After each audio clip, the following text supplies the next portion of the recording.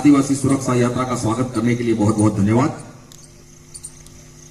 ये यात्रा हम 9 अगस्त विश्व आदिवासी दिवस के दिन से अपने क्रांतिवीर बिरसा मुंडा के गांव ओली हातू झारखंड से लेकर निकले। यह आदिवासी सुरक्षा यात्रा जैसे उसका नाम है वैसे ही आदिवासी की सुरक्षा के मुद्दे को लेकर निकली। पिछले कई समय से हम देख रहे हैं कि देश के हर कोने में जहां भी आदिवासी रहता है वहां आदिवासी पर कोई न कोई अत्याचार होता रहता है, उसके हक अधिकार छीने जाते हैं, जंगलों से भी बेदखल किया जाता है। जबकि देश का संविधान और सुप्रीम कोर्ट भी कहती है कि आदिवासी देश का मालिक है और इस हालत में जब आदिवासी असुरक्षित होता तो उसकी सुरक्षा यात्रा निकालना जरूरी था और नहीं निकाली। ये यात्रा पिछले कई समय से हम सोच रहे थे, लेकिन बीच में कोरोना आ गया। पिछले साल गुजरात में इलेक्शन था, तो इस वजह से ये 3-4 साल निकल गए और इस बार तय किया था कि यात्रा किसी भी हाल में निकालनी है, तो ये निकाली। और शुरुआती जो हमारा अंदाज था वो 4000 किलोमीटर का था, लेकिन 7-8 दिन पहले ही 6000 किलोमीटर इस यात्रा ने पूरे कर लिए। और 2 तारीख को यानी परसों पाल दड़वाव, जहां पर 7 मार्च 1922 के दिन 1200 आदिवासियों को मारा गया था, उस जगह पर इस यात्रा के 54वें दिन इसका समापन होगा, तब 7000 किलोमीटर के करीब हो जाएगी। और इस नजर से देखें तो ये यात्रा भारत देश के इतिहास में सबसे पहली ऐसी यात्रा है कि जो इतने दिन और इतने अंतर तक चली हो। तो ये ऐतिहासिक यात्रा बनी, जो शुरू में तो हमें अंदाजा नहीं था कि यात्रा ऐतिहासिक होगी, लेकिन जैसे जैसा हम यात्रा में आगे बढ़ते गए वैसे वैसे पुराने कार्यकर्ता बुजुर्ग वो मिले और उन्होंने बताया, तब पता चला कि एक ऐतिहासिक काम हो रहा है और हमें भी गर्व है कि हमने ये ऐतिहासिक काम किया। और आपको भी धन्यवाद कि आप ऐतिहासिक यात्रा का हिस्सा बने।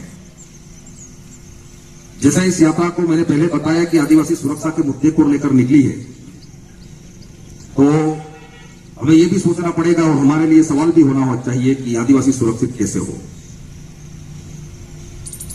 तो आदिवासी को सुरक्षित करने के लिए यात्रा 3 संदेश लेकर निकली। इस यात्रा का सबसे पहला संदेश है, देश के 781 आदिवासी समुदायों के बीच वैचारिक एकीकरण हो।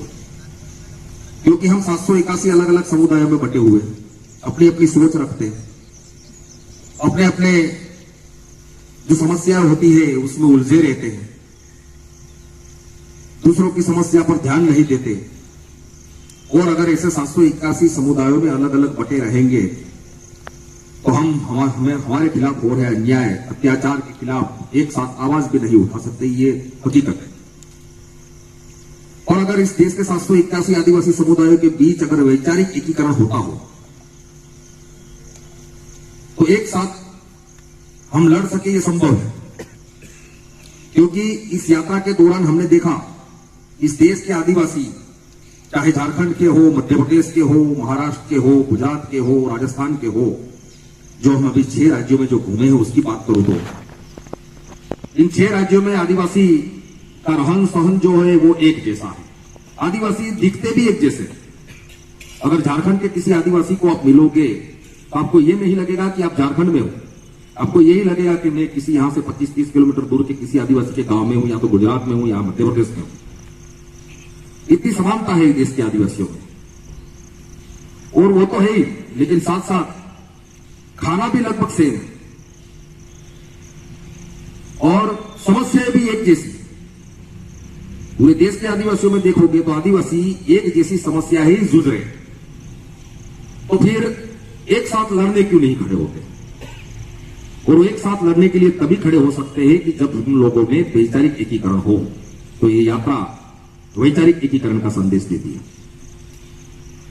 इस यात्रा का दूसरा संदेश सांस्कृतिक शुद्धिकरण का है, जो आपने पर्चे में पढ़ा होगा। तो सांस्कृतिक शुद्धिकरण इसलिए जरूरी है क्योंकि देश का संविधान हमारी पहचान न तो किसी धर्म से करता है, न किसी जाति से करता है। हमारी आदिवासी होने की पहचान मात्र संस्कृति है। हमारे के पुरखों द्वारा स्थापित की हुई संस्कृति, उसकी पूजा पद्धति, उसके त्योहार, उनकी परंपराएं जब तक हम जीवित रखेंगे, उसका पालन करेंगे, उसके मुताबिक रहेंगे, जिएंगे, तभी हम आदिवासी कहलाएंगे। जिस दिन इसको छोड़ देंगे उस दिन हम हमारी पहचान गंवा बैठेंगे। और अगर पहचान गंवा बैठेंगे तो खुद को आदिवासी साबित भी नहीं कर सकेंगे। अभी हम देख रहे हैं, अभी अभी बहुत सारे त्योहार चल रहे हैं अलग अलग धर्मों के, संप्रदायों के, तो उसमें अपने लोग बढ़ चढ़कर हिस्सा ले रहे हैं। तो आने वाली पीढ़ी जो है उसको अगर हमारी संस्कृति के मुताबिक उनकी जो परंपरा है उसके अनजान रहेगी, उसको परंपराओं का पता नहीं होगा, अपने त्योहारों का पता नहीं होगा, और जो गैर आदिवासी लोग, गैर आदिवासी धर्म, गैर आदिवासी संप्रदायों का जो अपनी संस्कृति में जो मिलावट हो रही है, उसका जो आक्रमण हो रहा है हमारी संस्कृति पर, उसको ही अगर वो देखेंगे तो अपनी खुद की संस्कृति भूल जाएंगे और आने वाली पीढ़ी खुद को आदिवासी साबित नहीं कर सकेगी। और अगर ऐसा होता है तो जैसे 4 साल पहले बिहार की एक कामड़िया जनजाति थी, उसको उसकी संस्कृति गंवाने की वजह से सरकार ने अनुसूचित जनजाति की लिस्ट से बाहर कर दिया था, वैसे हमें भी बाहर किया जा सकता है। तो अभी भी वक्त है, हमारे बुजुर्ग अभी है कि जो हमारी परंपराएं जानते हैं, हमारी संस्कृति जानते हैं, हमारे त्योहार जानते हैं, हमारी पूजा पद्धति जानते हैं, हमारी विवाह की पद्धति जानते हैं, और जो सारी जो संस्कृति जो है अभी तक उन संस्कृति के मुताबिक जीने वाले लोग अभी है, तब तक हमें संभल जाना चाहिए। अगर नहीं संभले तो जो गैर आदिवासी लोग, जैसे मणिपुर में अभी घटनाएं आपने देखी कि मणिपुर का जो हो रहा है उसमें एक मैतेई आदिवासी बनने के लिए इतनी सारी बवाल खड़ी की है, हजारों लोगों को मार दिया गया है। वहां पर 5 महीने हो गए, अभी तक वहां पर शांति नहीं स्थापित हो पाई, क्योंकि जो आदिवासी नहीं है वो आदिवासी बनना चाहते, और जो ऐसे लोग जो आदिवासी नहीं है वो आदिवासी बनेंगे, और उनके खिलाफ अगर हम लड़ने के लिए खड़े होंगे तब वो हमारे सामने सवाल खड़े करेंगे कि आप खुद को आदिवासी साबित करो। अगर हम आदिवासी नहीं है तो आप भी नहीं है। अगर वो झगड़ा शुरू हुआ तो अगर हमने हमारी संस्कृति गंवा दी होगी तो हम खुद को आदिवासी साबित नहीं कर सकेंगे। इसलिए अभी से हमें संभल जाना चाहिए और अपनी संस्कृति में अलग अलग संस्कृति की जो मिलावट हुई है उस मिलावट को बाहर करके हमारी संस्कृति का शुद्धिकरण करना चाहिए। ये हमारी यात्रा का दूसरा संदेश है।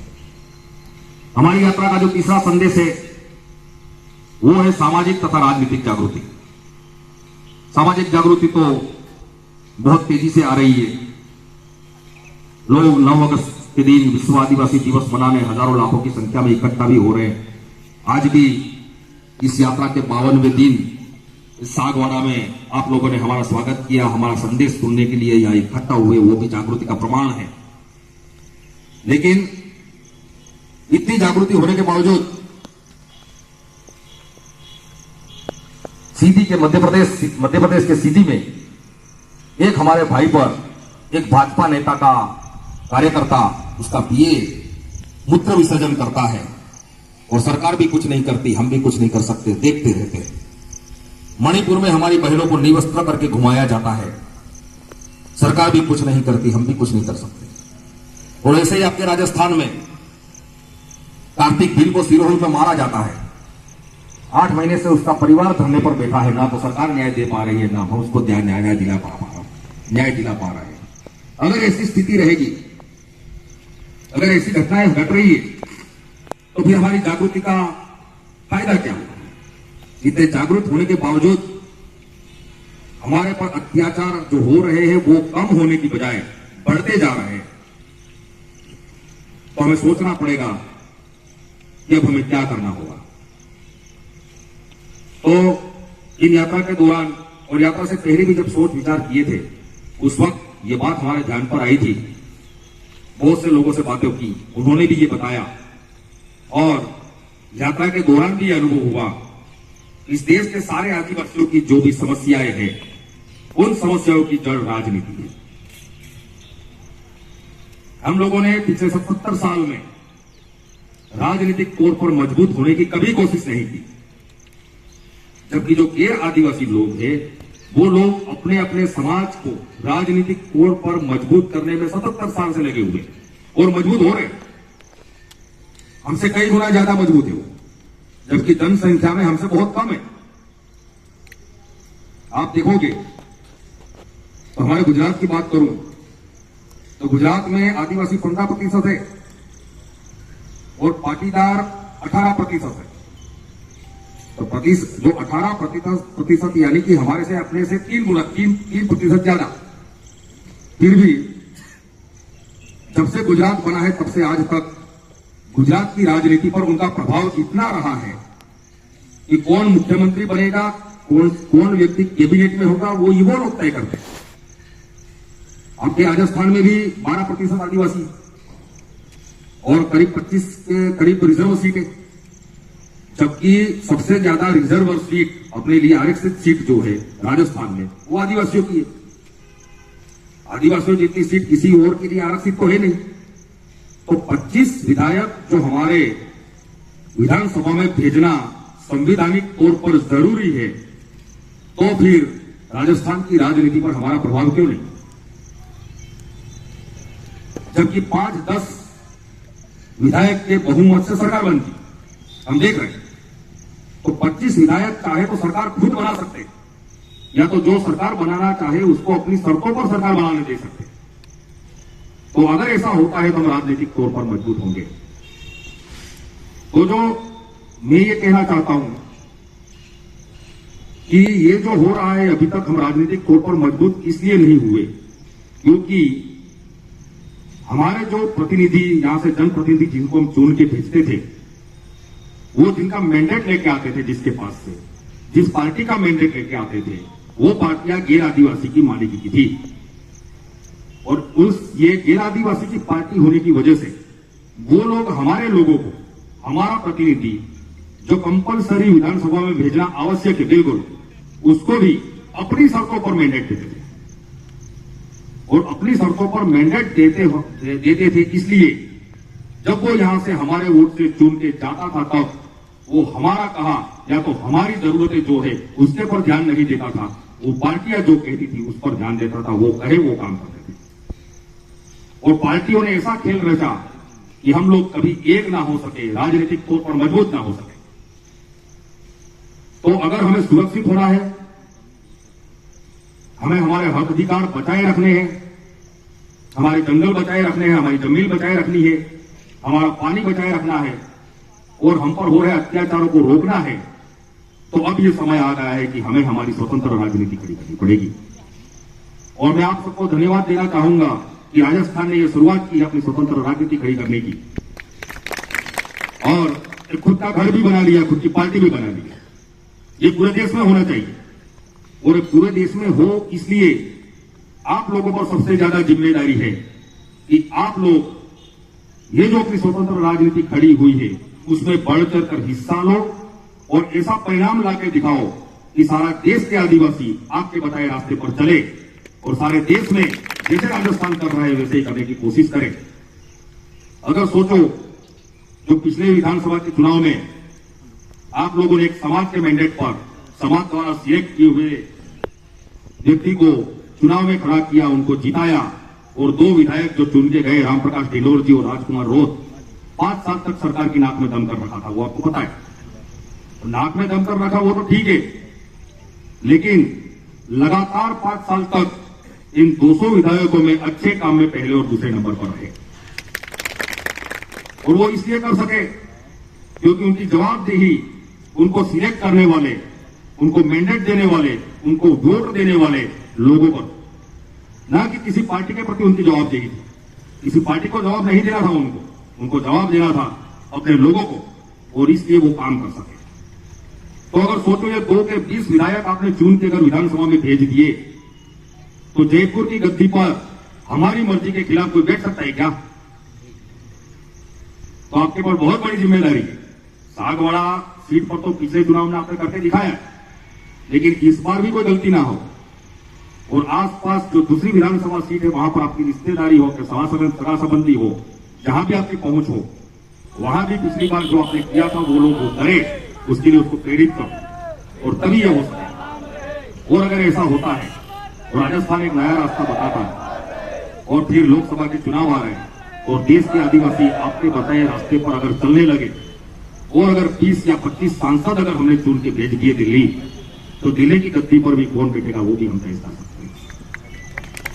तो अगर राजनीतिक तौर पर हम मजबूत हुए तो आने वाले समय में यकीन मान लो कि जो हमारा संवैधानिक अधिकार है वो भी बचे रहेंगे, हमारे पर अत्याचार भी कम होंगे, बंद होंगे और खुद को सुरक्षित महसूस करेंगे।